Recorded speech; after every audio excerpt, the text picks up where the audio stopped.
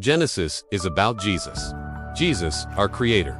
Jesus, our Sustainer. Jesus, our Redeemer. Writing millennia after the Genesis text itself had been penned by Moses, and reaching back across those ages to the patriarch's Vera words, the Apostle John reveals Jesus in the creation account. In the beginning was the Word, and the Word was with God, and the Word was God. He was in the beginning with God. All things were made through him, and without him nothing was made that was made. In him was life, and the life was the light of men. John 1:1-4. What did John write here? In the beginning, all things that were made, all things that once didn't exist, came into existence by Jesus. All creation. From galaxies hurling across the cosmos in staggering pinwheels of fire and light to the meticulous DNA woven miraculously into the cell to quantum waves.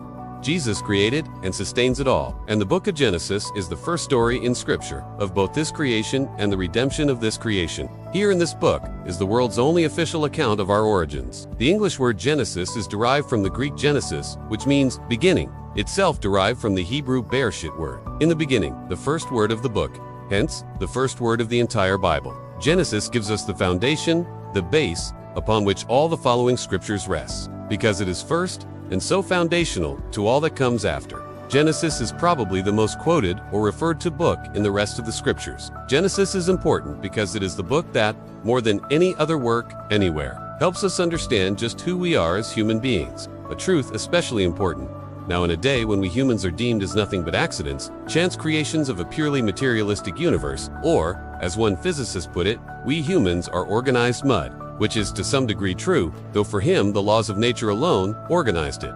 Genesis, however, reveals to us our true origin, that we are beings purposely and perfectly made in the image of God in a perfect world. Genesis also explains the fall, that is, why our world is no longer perfect, and why we as humans aren't.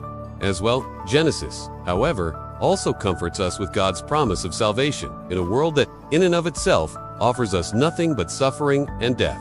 With its dramatic stories of miracles, creation, births, rainbow, and judgments, the flood, Sodom and Gomorrah. Witnessing to God's holy presence, Genesis is an awe-inspiring book, but Genesis is also a book with moving human stories of love, Jacob and Rachel, of hatred, Jacob and Esau, of birth, Isaac, Jacob, Jacob's sons, of death, Sarah, Rachel, Jacob, Joseph, of murder, Cain, Simeon, and Levi, and forgiveness, Esau and Jacob, Joseph and his brothers. It is also an instruction book with lessons on ethics, Cain, on faith, Abraham, Jacob, and on the hope and promise of redemption, crushing of the serpent, promised land.